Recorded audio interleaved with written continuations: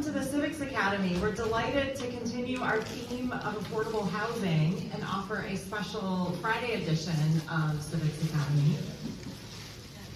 My name is Laura Grube. I'm an associate professor of economics at Beloit College. I have the pleasure of working with emeritus professor of economics, Jeff Adams, and Nick DeMassis of the Beloit Public Library to put together the series. The mission of the Civics Academy is to inform residents about their local government and community, and in turn, to support positive change in the City of Beloit. Our speaker today is Shane Phillips. He's the manager of the Randall Lewis Housing Initiative at the UCLA Lewis Center for Regional Policy Studies. He is also the author of The Affordable City, which I have a copy of the book up here, but there's one on the screen. In his book, he advocates for supply. I'm an economist, I like supply, that's a good thing. Stability and subsidies as key priorities to achieve affordable housing. Shane has presented to audience across the United States and abroad, written for major publications, including the Los Angeles Times and the Atlantic, and worked with public and private stakeholders on context-sensitive housing solutions. His research has also been highlighted and used to inform policy by the White House Council of Economic Advisors. Yeah, Shane is from Seattle and earned his bachelor's degree in biochemistry, from the University of Washington, and then went on to pursue a master's in public administration and urban planning from USC. Prior to his role at UCLA, he was most recently Director of Public Policy at Central City Association of Los Angeles. Before I hand it over to Shane, I want to thank the Beloit Public Library Foundation, the State Line Community Foundation, and importantly, Quinn Studer for making today's session and lunch possible. This is our final session of the Civics Academy for this academic year, so I hope to see many of you back in this room in September. I'm going to hand it over to Shane. He is going to talk for maybe 45 or 50 minutes, and we'll ask that you hold questions till the end. Thanks. And I think we'll have plenty of time for questions. I see some people, I didn't scare them away in the morning session. I promise this one's going to be a lot less in the weeds. But I do really appreciate the invitation. I didn't realize that the Civics Academy followed the academic calendar. It's an interesting approach. Just pull up something here really quickly.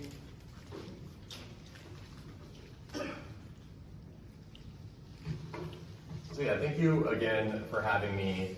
And I'm gonna give a little bit more of my background, especially since it's kind of strange, as you heard. Before I get started here, I've been in Los Angeles for 12 or 13 years now, but I'm originally from Washington State, ended up in LA just to continue my education after a long break. My background is strange, unusual, not exactly what you'd expect, but I think it does inform the work I do today in some interesting ways. I dropped out of high school. I worked as a package loader and sorter and supervisor at UPS for several years. I worked as a cable installer at Comcast. I returned to school to get my associate's degree, and I got my bachelor's in biochemistry from the University of Washington, planning to become a physician. I worked in a tuberculosis research lab for several years, took the MCAT, was applying to medical schools, but really at a certain point realized that I was not that passionate about medicine, or at least not as passionate as I'd become about cities and urban planning, really as a result of living in a city in Seattle for the first time in my life. So I went back to school again. I worked on housing policy after graduating and consulting on a few things. And I've been in academia now at UCLA for 6 or 7 years now. A lot of my work on housing has been focused on drawing connections between different policies, different priorities, and on understanding and hopefully explaining how complex systems interact to produce both good and bad outcomes. And so in that sense, I feel like the work I do today is very much informed by biochemistry and my prior career, because that is the story of biochemistry and biological research. And I think in some ways it's where the supply stability subsidy framework that I'm going to be talking about comes from, and I think it's also why I tend to focus a lot on the details of policy in my work, not just a high level, this category of policy or that, but what are the real nuts and bolts. For this presentation though, in contrast to the morning presentation, I'm really going to stick to some higher level themes and concepts, and very happy to answer questions for as long as I can afterward, and I'm sure people will have more in the weeds specific questions to ask after this.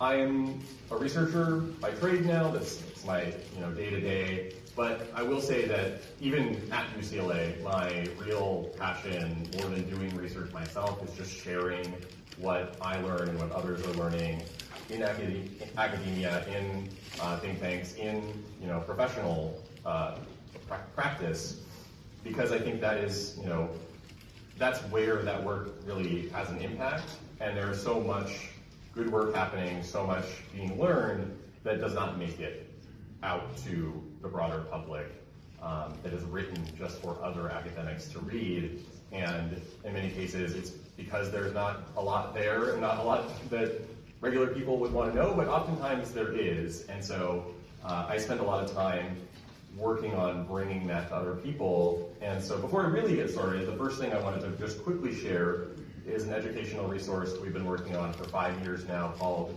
UCLA Housing Voice. This is a podcast, so audio format, something we've been doing since 2021.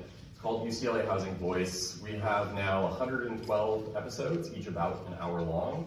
Each is a deep dive into a research paper, a report, a book.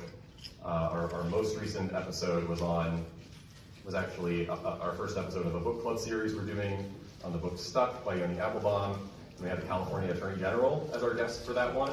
The previous episode before that was someone from Texas talking about land value taxes. And I was just talking about, we had an episode on elevators several months ago. So we're really all over the map. The book that I'm going to talk a little bit about has something like 50-ish recommendations in it, each a few pages worth of detail. This is twice that amount of concepts and topics at much greater depth, but really aimed at non-experts, people outside of academia, the people like yourselves who took the time to show up to this and listen to someone talk about housing for an hour. So I encourage you to check it out if anything here interests you. There's a very good chance that we have a lot more to say about it with someone who knows more about the topic than I do in one of these episodes. So UCLA Housing Voice has been my biggest ongoing project of the past 5 years. But before that, it was my book, The Affordable City. And I wrote this book as a sort of policy handbook on how to improve affordability, what to prioritize, what to avoid, case studies, things of that nature. And it has these 50-ish recommendations, strategies, but as you can imagine, that's not by itself a particularly compelling idea for a book, just to have a long list. And so while researching, I was thinking about what ties this all together, and that's what brought me to this idea of this framework of supply stability and subsidy, or the 3 S's. So the book is partly an argument for why all 3 should be a priority in any community, and it's partly a guide for how to actually do something with that knowledge, what you should actually do in a policy level in a practical sense. I'm guessing many of you do not deal with housing directly, professionally necessarily in your lives, but if this poll is any indication, home prices have become less affordable. This is just a survey of people across the country. I suspect that housing affordability is something that is touching your life personally, professionally, both something you are becoming more aware of, maybe more concerned with over time.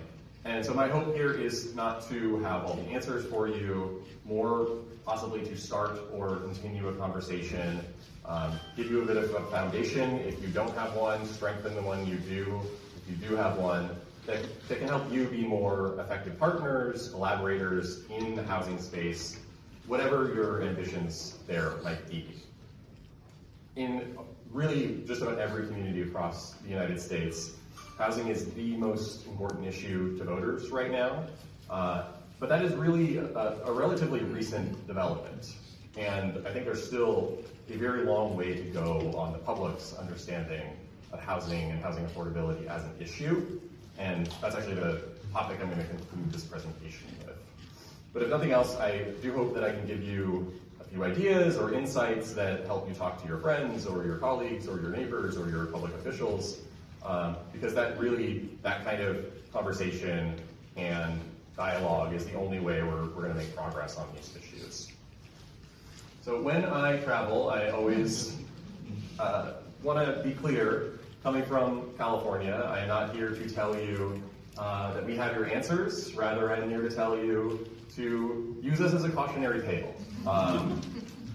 We are doing some good things, but more so, we have just done a lot of the wrong things for a very long time. By some measures, we are the least affordable metro area in America. And so, you might wonder if there's anything to learn from someone who mostly researches California, not exclusively, but largely, who lives in California. And I have a short answer and a long answer to that. Both of them are yes, I think I have something important to say. But yeah, the short answer really is just not here to tell you, do what we did. Really, if anything, here to tell you, you actually are doing what we did, and you should try to change course before it's too late. My longer answer, though, is that LA's problems may seem very distant, like they have very little to do with you all living here in Beloit or in Rock County or in Wisconsin, but they really are a lot closer than you think. Certainly, on the one hand, housing in California is much, much more expensive and unaffordable. The median home in LA is just shy of $1 million. That's just the median midpoint home. Half of them are more expensive than that. That's more than triple, I think maybe even quadruple the median home here in Beloit. To buy that median home in Los Angeles, you have to earn more than $200,000 a year for it to be affordable. That's a $7,000 a month mortgage after you somehow come up with the $200,000 down payment. So in that sense, the crisis is obviously a lot worse in Los Angeles and in California than it is here. But as I said, on the other hand, when I travel around to other places around the country, I see almost every city and town doing roughly what California has done to get where it is today. I see plans and zoning codes that were written 40 or 50 or 70 years ago that have largely not been updated since. I see most development taking the form of, frankly, fiscally and environmentally unsustainable sprawl, with lower cost housing types either illegal or at best infeasible to build because of the rules around them. I see communities that are, frankly, betting their futures and their children's futures on the hope that if they do not build more housing, then more people won't come. And with very few exceptions, I see the same indecision and delay and inaction that has really defined California. And unsurprisingly, I am seeing pretty similar results, as the fruits of a growing economy, rather than making our lives better, are just making our housing more expensive. And this is really coming at the expense of future generations most, who are already facing a lot of headwinds with student loan debt, with AI affecting the job market, and so forth. It's a lot being heaped on them. LA and cities like it are really reaping what they've sown from years of inaction. In our case, we have homes that cost more than twice what the typical middle-class family can afford. We have the highest rate of overcrowded housing in the nation, famously torturous commutes.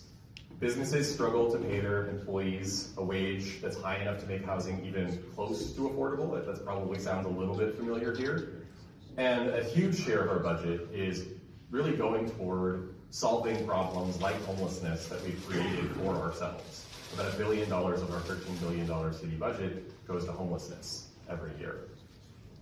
Worse, we have utterly failed the roughly 50,000 people who live in our streets and shelters and cars every night. It's about 1 in 85 residents. And about 7 of those residents die every day on our streets. When I first pulled this statistic, maybe 3 or 4 years ago, that was 3 people dying a day. So, and then it was 4, and then 5, Now we're at 7, only 3 or 4 years later, per day.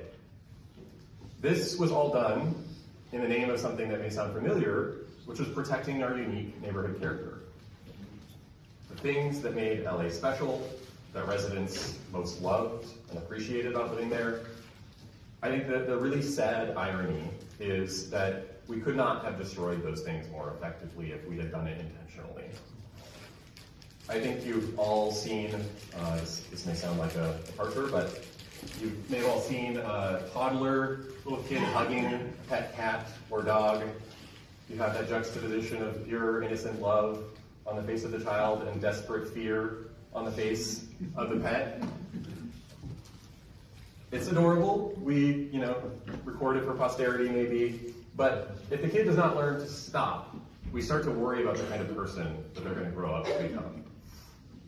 The reason, if I can make a bit of a strained metaphor, is that loving something does not mean holding it so tightly that it can't breathe. We do not want our communities looking like this. We allow the things that we love to exist and evolve separately from us because they don't exist solely for our personal gratification. They're not museum pieces to satisfy our sense of nostalgia. Most of us, I think, eventually absorb that lesson when it comes to pets and to other people, but when it comes to our neighborhoods, we tend to hold them a lot more tightly.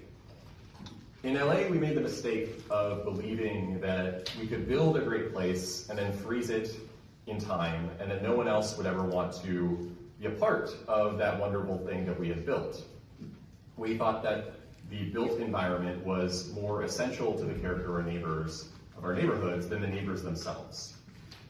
Too many people, I think, still believe these things, if not consciously, at least implicitly, and we're really living in the world that's been created out of that belief. So what I really want to emphasize here is that from a housing policy perspective, from a land use perspective, California's jurisdictions are just not that different from other communities across the country, and that includes here in Beloit. What really distinguishes LA from most other places is that we just grew up earlier. We had increasing demand, and it hit us earlier and it hit us harder, but most communities are headed in the same direction. They're just a few years or a few decades behind us on that course. Doing nothing does not prevent change from happening. It just means you stay on whatever trajectory you're on. And in many communities right now, most communities, the housing trajectory is not a good one. I will say the good news in all of that gloom is that it is possible to change course before you end up with LA-sized problems and before they become a lot more entrenched. The longer you wait, the harder it becomes to solve these problems. I think there's a again, maybe implicitly something people don't vocalize all the time, but I think there's a belief that if things get bad enough, that will force us to act. And what I've seen in LA and places like it is that actually just people have a lot more to lose. And so solving these problems becomes more challenging and certainly a lot more expensive once you've let them fester for such a long time.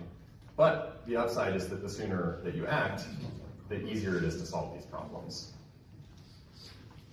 So returning to my book, The Affordable City, is very much about policy, as I said earlier, but I really tend to focus on big picture solutions and themes in presentations like this. And I do this largely because policy ideas are pretty easy to come by, and in scholarly and professional circles, there's pretty broad agreement about what it would take to improve housing affordability. The challenge is not coming up with a list of effective policies, it's really adopting those policies in a world where there are trade-offs, and every policy has winners and losers and unintended consequences, and where changing course is always hard, even when you know that the status quo is leading you down the wrong track. The challenge, as I see it, is really convincing people that they will be better off in some alternate future, and then helping them to imagine and create that future, and doing so in a way that balances a lot of competing needs and interests. So my framework, again, for thinking about those trade-offs is the 3 S's: supply, stability, and subsidy. So I'm going to go through those really briefly, starting with supply. This is really just about making sure that we have enough homes to meet our current needs and our future needs. So not just to accommodate population growth, but to improve the housing stock, adapt to demographic changes like aging population, shrinking household sizes. It's about managing long-term economic and technological shifts like rising incomes and increasing remote and hybrid work. It's about meeting other goals like preserving open space, economic development, you name it really. It is not a coincidence that I list supply first among the three S's.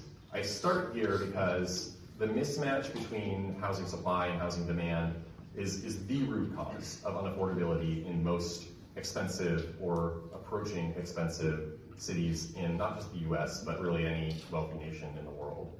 Housing scarcity and housing affordability are really mutually exclusive.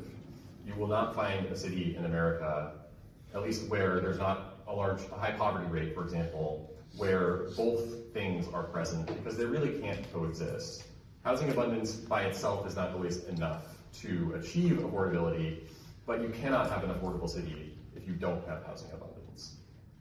So fundamentally, prioritizing housing supply is about acknowledging that we live in a world of physical and economic constraints.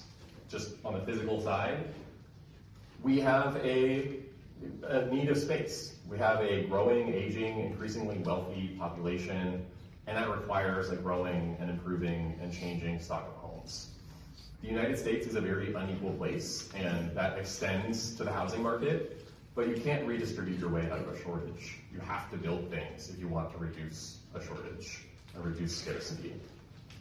Related to that is the economic reality that homeowners and landlords gain market power at the expense of buyers and renters when housing is scarce. The point here is not to pit one of these groups against the other, but rather when one has a lot more leverage over the other, you have an imbalance that creates real problems. We have decades and decades of really high quality empirical evidence linking a greater supply of housing to greater affordability, and maybe even stronger evidence linking scarcity to faster rent and price growth. To be clear, housing abundance is not just about the number of homes, but also their suitability to our various changing needs, from single adults to large families, birth to early career to retirement, urban to rural, and so on. The point really is not that every community needs to be building the same things or the same amount. It's just that most should probably be doing more, and that's both in the number and also the diversity of the homes that are coming onto the market. Next up is stability, probably the most controversial, I would say, of the three S's in my experience, including with economists. As a goal, stability is about striving to ensure that when change comes to a community, it doesn't come at the expense of the people already struggling the most. A rising tide, at least in the case of housing, does not always lift all boats. It's why the highest rates of homelessness are not in America's poorest cities, but its wealthiest. Stability is not about making museums of our neighborhoods, freezing them in time, or absolving people of responsibility if they break their lease, if they stop paying their mortgage. It is about providing some measure of security and predictability and dignity for everyone who does their part and follows some basic rules. To put this a bit more philosophically though, since the last one was about physical and economic constraints, if supply is about acknowledging those kind of hard-nosed realities, then stability for me is about acknowledging our moral obligations as members of society. I think these things go hand in hand. That mutual responsibility requires some kind of basic protections against things like exorbitant rent increases, eviction without cause, and so forth. And in the past, I think the attitude toward housing stability was basically that if you wanted security and predictability, buy a house. And that has always been a flawed idea. One reason is that we still don't have equal access to homeownership in America. Racial and ethnic and class discrimination is not a fully resolved problem. And past policies like urban renewal and redlining, they are still shaping our present day neighborhoods and who can call them home and who can afford to buy a home in those places. But even if you could put all that aside, which you should not, if you could, that idea of just buy a home just is not the argument that it might have been 30 or 50 years ago, when homes cost 1 or 2 times the typical annual salary of a household, often of a single breadwinner. Now there are very few places in the country where you can buy a home for less than 4 or 5 times the median income of a 2-earner household. In many cities, that ratio is 6 or 7 or 8 to 1.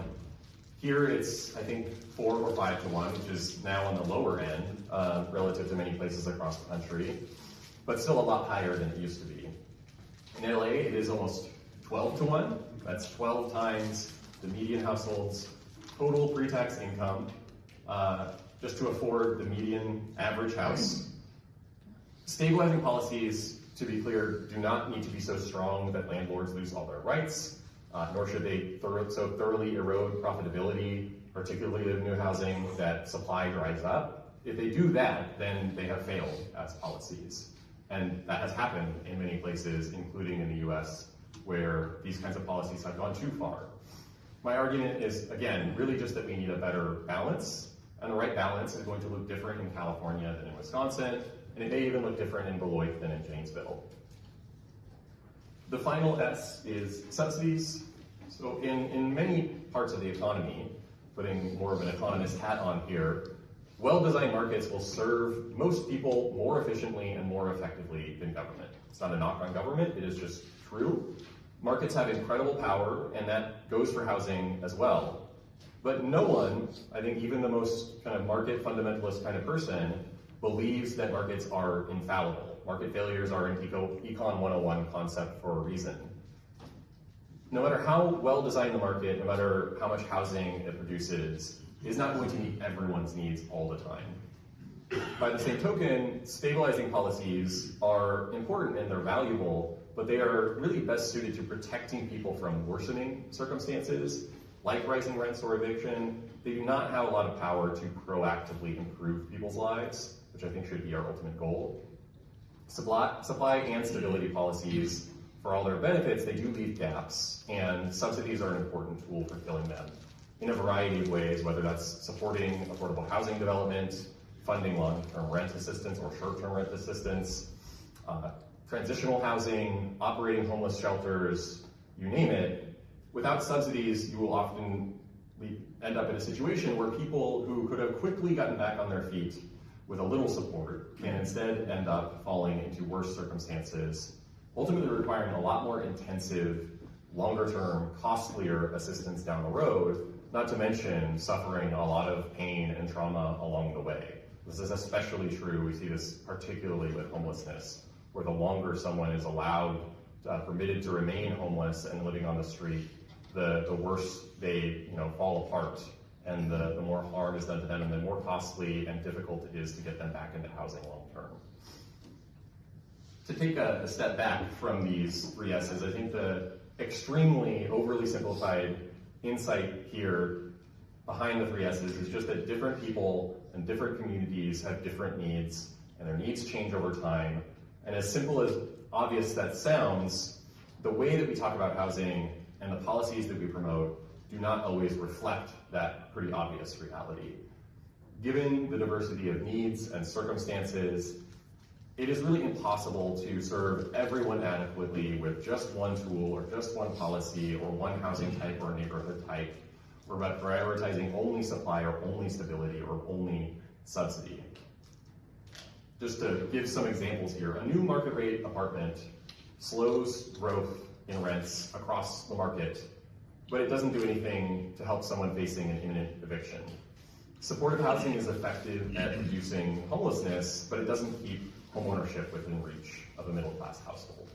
And the point here is that that is perfectly okay. That is not the intent of those housing types, of those programs. No single policy or program can do it all. The point is that each of the 3 S's here has the power to shore up the weaknesses and cover some of the blind spots of the others. But to do that effectively, we have to first recognize and acknowledge that each priority does have weaknesses and blind spots, and to look those straight in the face. I've found that not everyone is on board, even if they're, like the book, like the general ideas behind it. They don't always get on board with all 3 S's or every recommendation there. That's mostly fine, but they'll like the idea of supply but not stability. They'll like the idea of subsidized affordable housing but not market rate housing, or they'll take exactly the opposite position on either of those. I really recommend very strongly that people think about supply, stability, and subsidy as sort of a 3-legged stool for affordable communities. Something that is sturdy and resilient when all of the legs are in place, but if any of them is removed, the whole thing topples right over. So just to give some examples here, supply without stability can create unnecessary harm. It will add housing, certainly, but often without any regard for where or what will do the most good, or what may do the least harm, like displacing existing residents. Supply without subsidies leaves some households with too little money left over for food or transportation or healthcare or their other needs, and sometimes not even enough to afford even the lowest cost housing on the market. So stability without supply or without subsidy rarely improves conditions for people, and instead is kind of a strategy for managing or forestalling decline. Subsidy without stability can leave people without housing security, which can then leave them more likely to end up on public support down the road. And last, dear to my heart, based on my experience in Los Angeles, subsidy without supply is a recipe for endlessly increasing costs. In LA, after about 6 years of starting to invest billions of dollars into trying to solve our homelessness crisis with affordable housing and supportive housing and more money for services, we actually had more people living on the streets on any given night than when we started. Meanwhile, over that time, the cost of building a 400 or 500 square foot unit of supportive housing grew from about $350,000 per unit, which is already high, to over $700,000 per unit. To be clear, I do not think there is any question that we would be worse off on the homelessness crisis if we had not spent that money. But we failed to address the underlying problem of rising rents and rising prices, which at the end of the day does require a supply solution as part of your strategy, and we did not do that. We're now helping more people out of homelessness every year than we ever have in our history, and that is a great achievement, but the number becoming homeless every year has been increasing at an even faster rate. Rents and land values and construction costs kept growing out of control, and the money that we spent was buying us less and less and continues to buy us less and less every year. So I really just think that supply, stability, and subsidy work a lot better than apart. And once we can embrace that idea, however different it may look from community to community, it's a lot easier to find ideas and ways to work with someone whose priority might be supply when yours is stability, or subsidy when yours is supply. I'm gonna spend a bit more time on supply here, because I think among the 3 S's, supply is really the one you have the most control over locally. It's also the one where I think cities have most fallen down on the job over the past 50 years or so. So let's just get on the same page, start out here on the state of the US housing supply over the past half century or so. So this chart shows per capita housing production since about 1960. And you can see, even with the ups and downs of the business cycle, you can see a very, very clear downward trend. We barely reached the trough of the previous cycle in the peak of our most recent cycle before declining again, starting around COVID. This here on the left is annual per capita housing production in major metro areas across the country for 2 time periods, 1990 to 2007 in orange, and 2008 to 2018 as the green dot. It's a little out of date, but I just feel like this is a very poignant illustration of the problem. Every one of these metro areas, these largest metro areas in the country, built less housing in the decade following the global financial crisis than in the 18 years before it, and this is adjusted for population, and it's a per year figure. Cities with some of the highest demand, like LA and New York at the bottom, you can see the orange and green dots are almost on top of each other because they didn't build anything more during the pre-Great Recession cycle. This other chart on the right is just kind of another picture of the same thing, showing that this is not just a coastal city problem anymore. Even places like Dallas and Atlanta and Miami and Phoenix have seen a really sharp decline. And some of that's going to be natural just because as a place grows, sustaining a 30% growth rate, it becomes infeasible. But it is also because places have just slowed down on building across the board. So given my job now in academia, which I have not always been in and is not exactly where I always feel most suited to, I still do my best to accommodate different interpretations of research. But I think within the world of housing research, there's not much that I could say with more confidence than if you have two cities with similar demand and one builds more housing than the other, the one that builds more will be more affordable in the long run. There's a really common belief, and there's a very good paper on this summarizing the kind of supply skeptical perspective and rebutting as many points of it as possible that's cited there. But I do think there's a very common belief that building homes attracts rich people, and those rich people are the reason that prices and rents are increasing. And so ultimately, it's the building of the housing that is causing rents and prices to go up. I think this is a very understandable view. You see a new building going up, you see rents rising, and you think that the new building is causing the rising rents rather than the rising rents causing the new building. It's hard to parse those two things out, but the work that's been done is pretty clear that it's the rising rents that are causing the building. But the reality is that all over the country, most of the people who move into new housing are from the same metro area where that housing was built, usually somewhere between 60 and 80%. And those people who are moving from a different metro area are usually moving into older housing at similar rates to new housing. If new housing was really a magnet for people from other parts of the country, it would mean you had people essentially looking on apartments.com, on Redfin, whatever, and no geographic preference whatsoever, they'll just live anywhere as long as it was built in the last 3 years. That is just not how people live their lives. We have, what most of us actually do, what I did, what all of us should have the freedom to do, and frankly less and less of us do nowadays, is we get a job or a college acceptance offer, or our family grows or shrinks, or wants to be closer together, or wants to be further apart. Or we just decide that we want to live in a new city, and then we look for housing in that place. Even when we do move, it is often a wrenching decision for people that they make in spite of what they lose when they leave. Most people do not uproot themselves for no reason. Most of us also don't limit our search to new housing when we choose to move, and many don't even prefer it. Even if we do or did, we'll usually settle for older housing if we have to. And the nice thing about older housing is it's a lot more affordable than newer housing. So it's not exactly a barrier if you're not providing new housing to people. It's why refusing to build new homes when demand is increasing just exacerbates the problem. It does not change the fact that some set of people wants to live in your city, just as some set of people who live here will probably leave at some point. The demand is there, and the people are going to come whether you make room for them or not.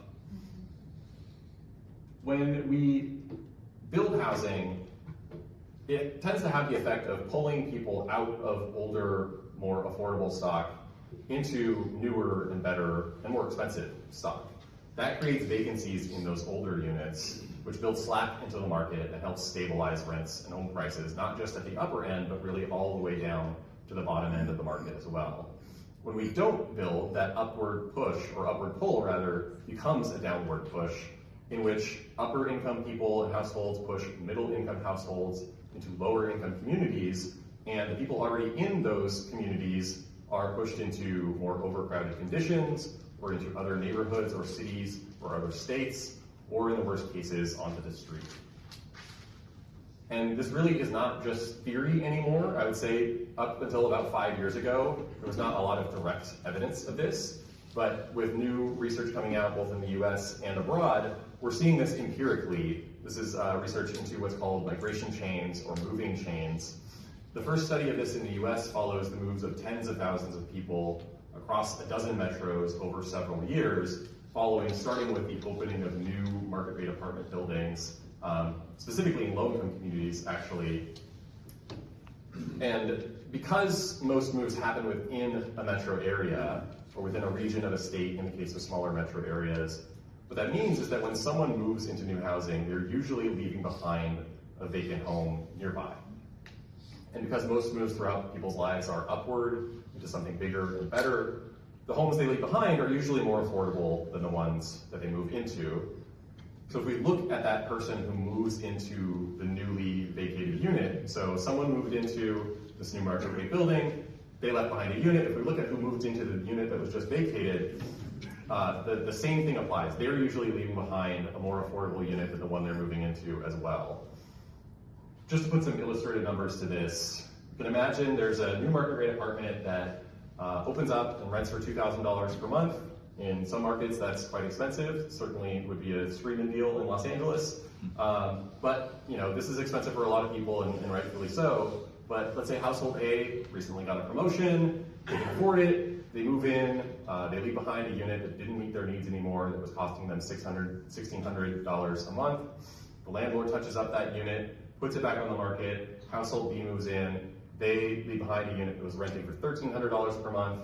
That's the second link in the moving chain. If we jump ahead to the fifth link in that chain, research shows that about half of the people moving as part of this chain, this moving chain that was catalyzed by the construction of that new building, almost a third have incomes, about half of them have incomes below the city's median, so again, that midpoint in the city, and almost a third have incomes in the bottom quintile, the bottom 20% of incomes. And that's the chart here on the right, specifically the area in the box is the fifth link in the chain.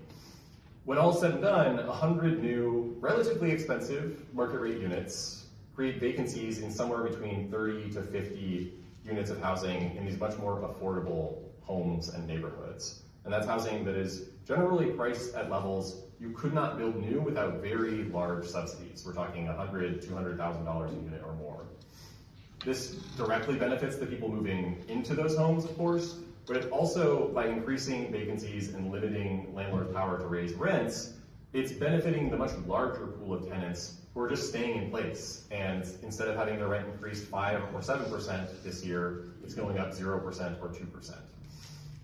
None of this is to say that market rate homes are a perfect substitute for subsidized affordable housing or other affordable housing programs or subsidies.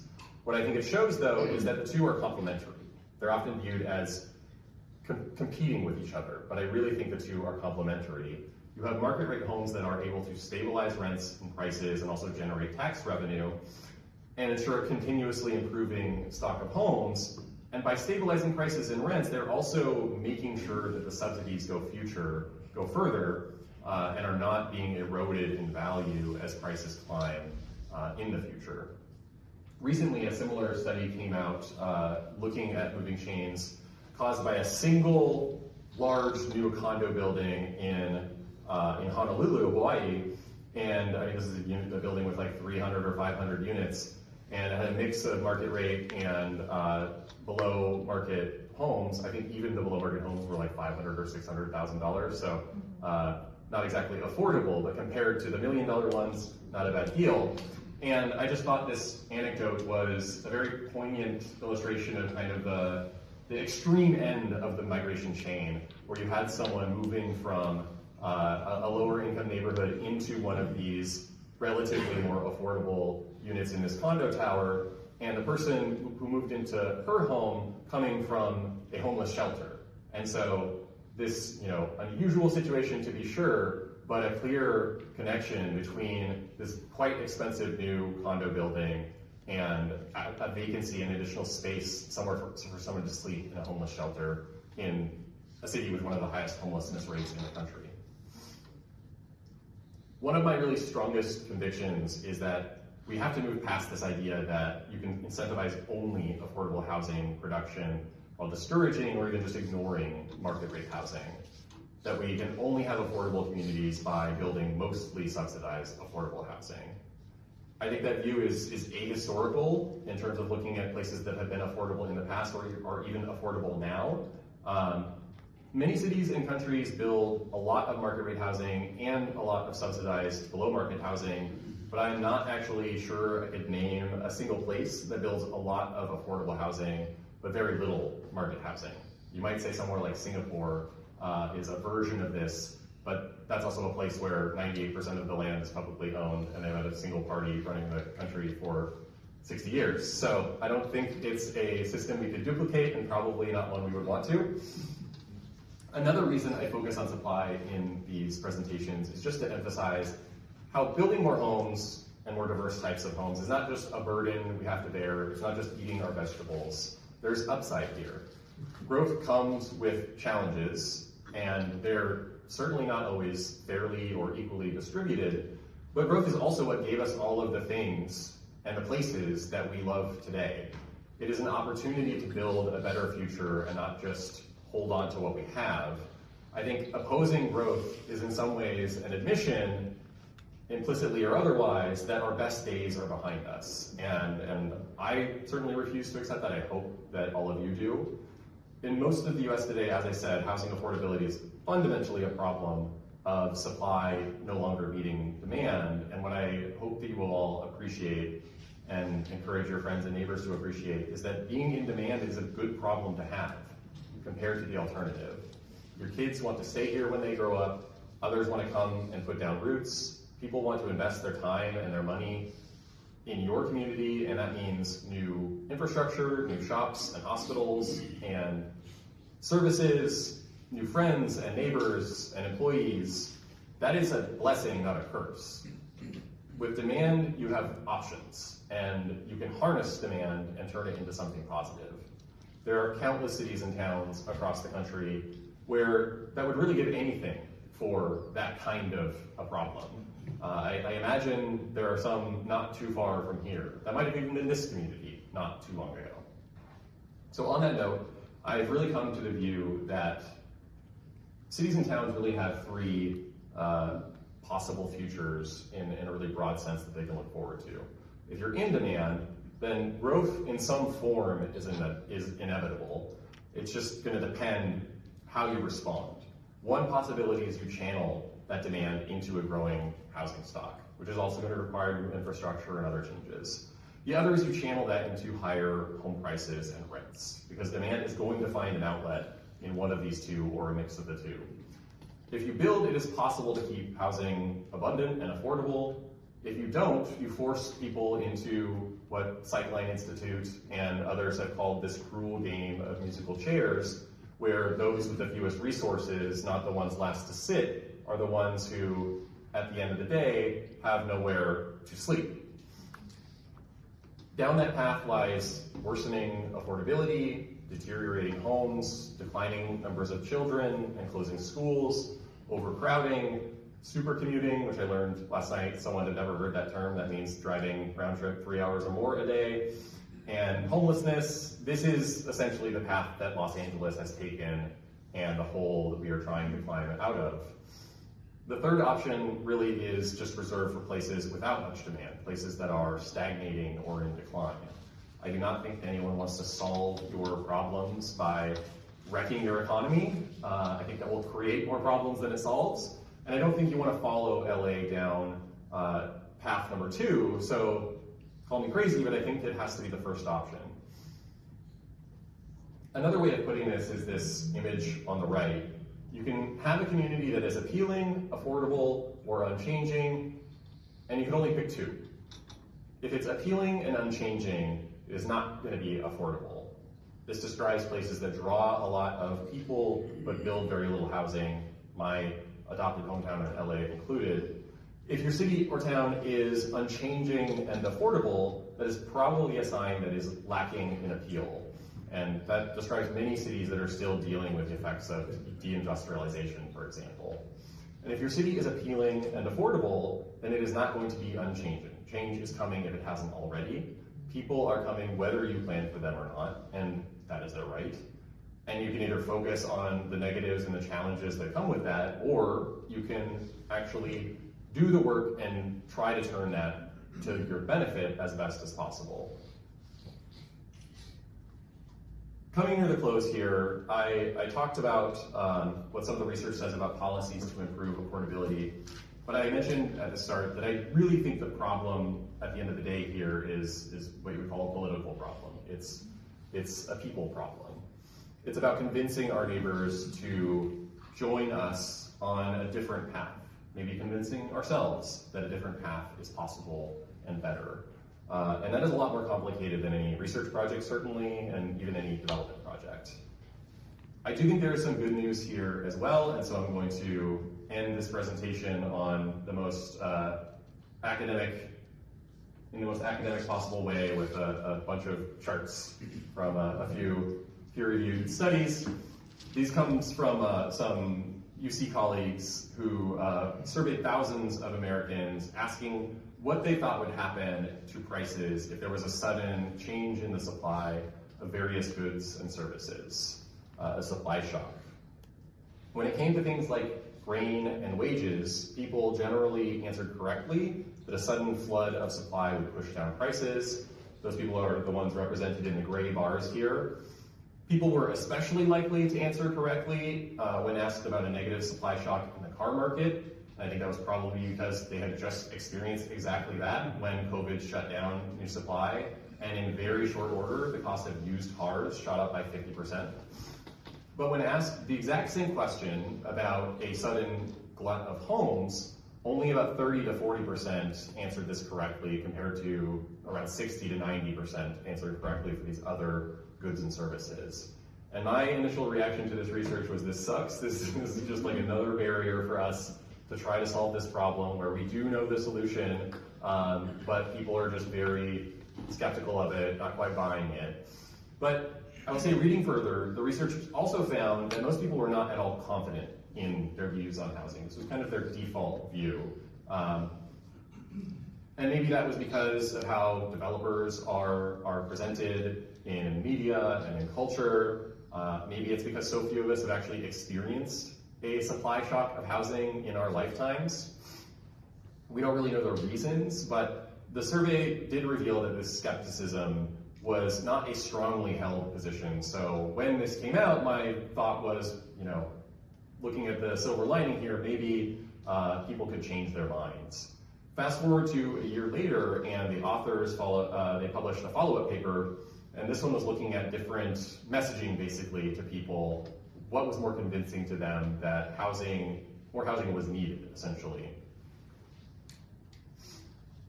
Here, when offered different explanations about the effect of increased supply on home prices and rents, people showed themselves to be pretty open-minded and persuadable, actually. I think if you've ever been to a public hearing for a housing proposal in your community, for example, you may be surprised to hear that people are open-minded and persuadable. That is certainly not what you find when you go to these meetings most of the time. People are not open, they are not persuadable, often not even particularly decent. But that is really the point, I think, that this research drives home, which is the people who show up to the meetings, the people who call their council members who oppose change, who refuse to negotiate or to compromise, they are not representative.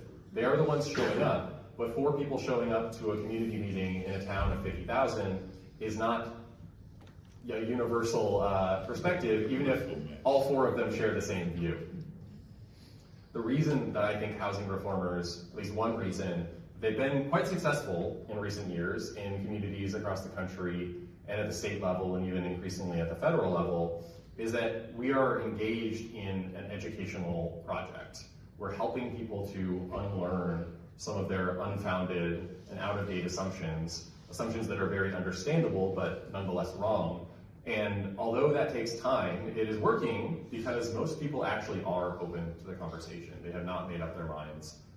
Many are just starting to think about this in any kind of meaningful way. And that gives me a lot of hope that we're ultimately going to solve a lot of these problems, and I hope it gives you a similar feeling. So I'm just going to close by restating something that I've really said in another way already. I just want to encourage you to tackle these housing problems that you face with a clear sense of the trade-offs and the challenges and the costs. And I think the supply stability subsidy framework, or maybe a production preservation whatever the third one is, framework would work too. But also, not just to look at the costs and the challenges, but to look at the benefits and the positives and the upside and what you can gain from this. The best places that I visit are the ones where residents have this feeling, they just exude this feeling that the best is yet to come, that they're building something better than what they have now. That is something that much of California has lost, frankly, and I really believe that it is something worth preserving and cultivating. It is very hard to regain once it's lost. Every place has its problems and its warts and its challenges, but if you're struggling with affordability, at the end of the day, it means that you have built a community that others want to share in and contribute to, and that is exactly what they're doing when they move here from other places, and even when they choose to stay here rather than leaving as they may have done in decades past. So embrace that and encourage your friends and neighbors to do the same. I think our towns and cities they are not so fragile that they will be ruined by more people. If you love where you live today, and I'm sure all of you do, why else would you be here? If you love where you live today, I think the best way you can show your appreciation for your city, for your community, is by ensuring that its opportunities are not closed off to future generations. Let it change and welcome more people in the same way that it welcomed you. Thank you.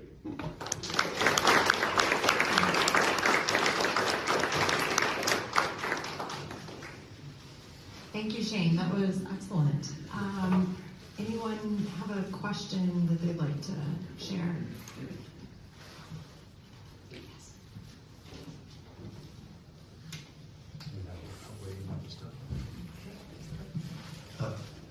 Thank you for your presentation. I actually have 3 things, but I only going to do one until there's time for it. And one is we're in a home building, an apartment building, and I've been in real estate development for 30 plus years. And I've seen over time there be different costs arising. You mentioned an example of how much it costs to build affordable housing in LA. In Chicago, we see the same thing where it costs more than $1 million to build a tiny unit. And you have to ask the question, why? Why would you do that? And second, why is it so expensive? But even in smaller towns, our costs have increased, and our flex models, which is, I wouldn't call it entry level. It's a very high quality home, but it's 1,300 to 1,700 square feet. Sells from $370 to $450. Not affordable for everyone, obviously. So I'm just wondering how much that new cost that we put into apartments and homes is lost when you compare its productive benefit. That is, we're still just getting an apartment, a house, but we're spending much more money. And has there been a study, or have you seen a study about what causes that loss? And from my perspective, it's there are some competing values. For example, codes that are almost unilaterally everywhere increase year after year without a cost-benefit analysis. Because it sounds better to use the 2025 IBC versus the 2012 IBC. International Building Code. And so there's a competing value. That means safety and energy. There's layered on and safety and energy values. Those are good values, but there's not but it means less affordability. And so how do municipalities balance those, and who is helping them get there? And then there's the process cost too, because it's not new. I started out in New York City, worked for the New York City Housing Partnership as an intern, and we had 34 different agencies to go through to get an affordable unit built. LA is probably worse. And now, I don't know if it's worse than New York, but that's not saying. So those are the things I'm looking at. Like, it's more costly, but we would like it to be more affordable. I would say I do think, the cost I think is pretty clear just in terms of what we lose is just where $1 million in subsidies could have bought us 10 subsidized units for low-income households, with a private money matched to that, but you might only need 100,000 in subsidies to fill that gap. Now it might be 200,000, so you get half as many homes. Like the cost is very clear. The causes are a lot more complex, and you brought up the building code. We actually did 6 episodes in a row on the building code just recently. They're right around the 100 mark. The first episode of the incentive series through the 6th. if you're interested. And we talk about the International Code Council and their role in all this. We talk about the International Residential Code versus the IBC, which is for 3 units and up. Very strange that we have 2 separate codes, and it's a very stark dividing line. But I think the meta theme of all of the things, the permitting, the building code, everything else, is that we tend to just make things more complex rather than take time occasionally to look at what actually makes sense, or ask that question before adopting the policy. The real focus, I'll just focus on the building code because I think it's a very just clear example of this, where the standards have ratcheted up and up and up, and the model building codes that are created by the International Code Council and then largely adopted without changes by the states are created by people who have kind of limited expertise, and even if they do have expertise, it's in a narrow area. They might be thinking about safety and looking at things from the perspective of, we're decreasing this 1 in a million chance of death to 2 in a million, or half of 1 in a million. And that's nice, but if it increases cost by $20,000, you might actually be doing more harm than good. I just did a back of the envelope calculation of, if you were to come up with some technology that completely eliminated the risk of fire death entirely in all multifamily housings, but it cost $40,000 per unit, and it reduced the amount of multifamily housing you built because the cost became prohibitive in many places, just by 10% of units, and those got built out in the suburbs instead, where people drive at least twice as much. Your risk of death is actually increasing in the aggregate, because the risk of dying in a car is so much higher than the risk of dying in a building fire. And so those are the kinds of considerations we just do not take into account. I will say that the last 10 years or so, really driven by the Yes in My Backyard EMB movement, all of these things are being re-examined. Certainly permitting, I think at least with fire safety and these other things, as that example illustrates, sometimes what we think is improving safety is actually harming safety, but in some cases it is actually a genuine safety improvement. In the case of something like permitting, I don't think anything is gained by having a 12-month process instead of a 6-month process. You can definitely do a complete and thorough review in 6 months, if not shorter. And so when you're able to shorten that, I think that's just an unadulterated win. And again, this is something that cities are appreciating, and especially state legislators who are forcing cities to do some of these things.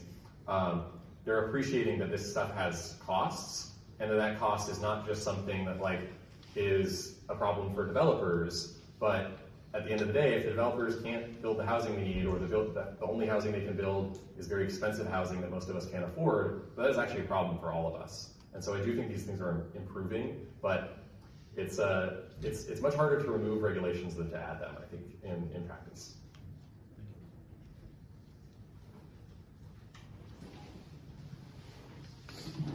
Hi, my question is also about cost. So your presentation seems to suggest that the reason supply is not keeping up is because of a people problem. Some people are actually resisting these changes that can help improve supply.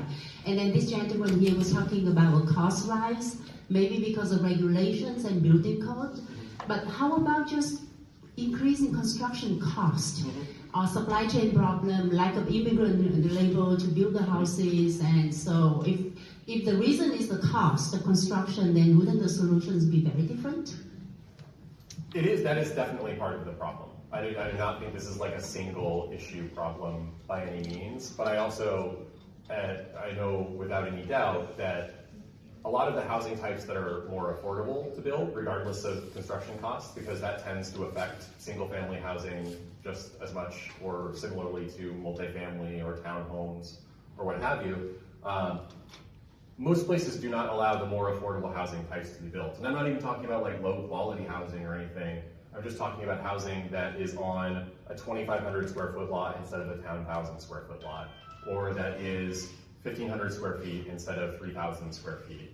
Those are more even than construction costs, the biggest contributors to the cost of housing, and those are the kinds of things that we used to build all the time. We could continue building.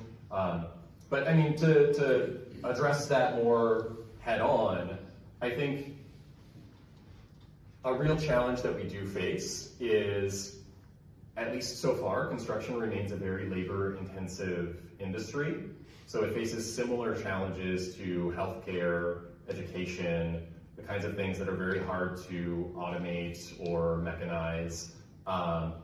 There's work being done on that in housing, but it's been done for decades, and so far has not seen a lot of success. I will say manufactured housing, not like the fancy prefab and modular, but just like the kind of mobile home housing has advanced a very long way in recent years, and it's not on chassis or anything. It's high quality and often a lot cheaper. So I do think we're gonna have to find ways to integrate more of that, because at the end of the day, if you want prices to go down and not just like at best hold them steady and reduce the cost, not just keep it from getting higher and higher, more of that automation and mechanization is probably gonna be a necessity.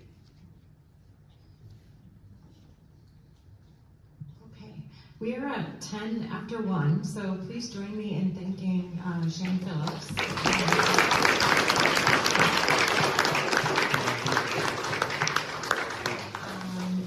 And thanks again for joining us today. We will see you in September.